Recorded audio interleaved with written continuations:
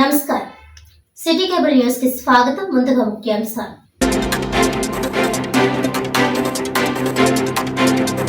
పట్టభద్రుల ఎమ్మెల్సీ ఎన్నికల కోడ్ ఉల్లంఘించి మద్యం అమ్మకాలు నిర్వహిస్తే కఠిన చర్యలు.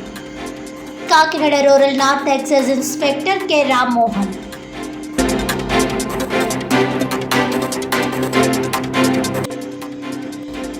కన్నుల పండుగగా పిఠాపురం పాదగయ క్షేత్రంలోని శ్రీ రాజరాజేశ్వరి సమేత ఉమా కుక్కుటేశ్వర స్వామి వారి కళ్యాణం. ఎమ్మెల్సీ ఎన్నికల కోడ్ నేపథ్యంలో మొట్టమొదటిసారిగా రాజకీయ నాయకుల ప్రమేయం లేకుండా కళ్యాణం.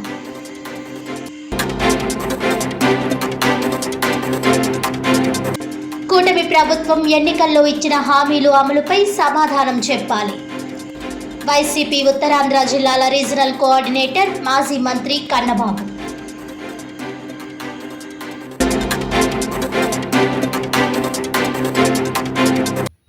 ఇక డీటెయిల్స్ చూస్తే, కూటమి ప్రభుత్వం ఈ 9 నెలల కాలంలో ఎన్నికల్లో ఇచ్చిన హామీలు ఏమయ్యాయని మాజీ మంత్రి వైసీపీ ఉత్తరాంధ్ర జిల్లాల రీజనల్ కోఆర్డినేటర్ కన్నబాబు ప్రభుత్వాన్ని ప్రశ్నించారు. కాకినాడ రూరల్ తన నివాసంలో ఏర్పాటు చేసిన మీడియా సమావేశంలో ఆయన మాట్లాడుతూ, అసెంబ్లీ బడ్జెట్ సమావేశాల్లో ప్రభుత్వం తీరు చాలా హాస్యాస్పదంగా ఉందని, రాష్ట్రంలో సభా మర్యాదలు మంటగలపడం చంద్రబాబుతోటే ప్రారంభమయ్యాయని అన్నారు. ఆనాడు ఎన్టీ రామారావుకు మైకు ఇవ్వకుండా అవమానపరిచారని, గతంలో గవర్నర్ హరిచందన్పై పేపర్లు చించేసి విజిల్స్ కూడా వేశారని అన్నారు. పవన్ కళ్యాణ్ గబ్బర్ సింగ్ సినిమాలో ఎవడి డప్పు వాడే కొట్టుకోవాలన్నట్టుగా చంద్రబాబు డబ్బా చంద్రబాబే కొట్టుకుంటున్నారని అన్నారు. గ్రూప్ 2 అభ్యర్థులు మళ్లీ మోసపోయామని రోడ్డుపై కూర్చొని వాళ్ళు చెప్పులతో వాళ్లే కొట్టుకుంటున్నారని, గత ప్రభుత్వం అప్పులపై 100% అబద్ధాలు చెప్పారని అన్నారు. జగన్ అంటే భయంతో ప్రతిపక్ష హోదా ఇవ్వడం లేదని, 9 నెలల కాలంలో కూటమి ప్రభుత్వం విఫలమయ్యారని అన్నారు. ఉదయం నుంచి ఇవాళ టీవీలు చూస్తుంటే సభా మర్యాదలు, గవర్నర్లు, గౌరవాలు వాళ్ళు మాట్లాడుకుంటా వీళ్ళు చాలా పునీతులు, పెద్ద ఋషి పొంగోలేలంతా చాలా శాంతి కాపులు, రూల్స్ని ఎప్పుడు బ్రేక్ చేయరు, వీళ్ళంతా నిబద్ధత కలిగిన నాయకులు ఇంకెవరూ ఉండరు, గతంలో ఎప్పుడు పాపం వీళ్ళు ఏం చేయలేదని అనుకుంటారు ఎవరన్నా చూస్తే పెట్టకవరం అంటే.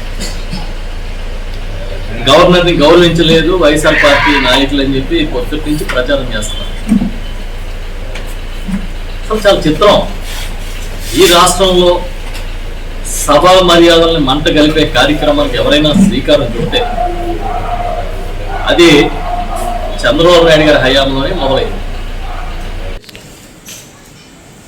ఈ కొత్త సినిమాలో, ఈ కొత్త కథలో మళ్ళీ కొత్త ట్విస్ట్ చెప్తాడు ఆయన. ఎందుకంటే పేదరిక నిర్మూలన, దానికోసం వేస్తున్న ఎత్తుగడలు, ప్రపంచానికి మనం నేర్పుతున్న పాఠాలు, ఇదంతా ఉంటుంది దాంట్లో. అది చూసి అమ్మో ఈయన చాలా గొప్ప నాయకుడు, దార్శనికుడు అని ప్రజలు అనుకోవాలని స్టోరీలు చాలామంది చెప్తారు. ఆచరణలోకి ఏమొచ్చింది అనేది కదా ముఖ్యం.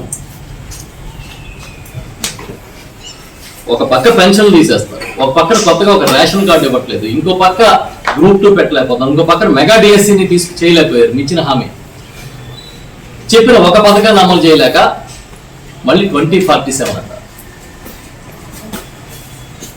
ఏదో సామెత ఉంది, కూర్చుని తీర్థానికి వెళ్ళలేదు, ఒంగుని ఎక్కడికో తీర్థానికి వెళ్తానని ఏదో సామెత ఉంది.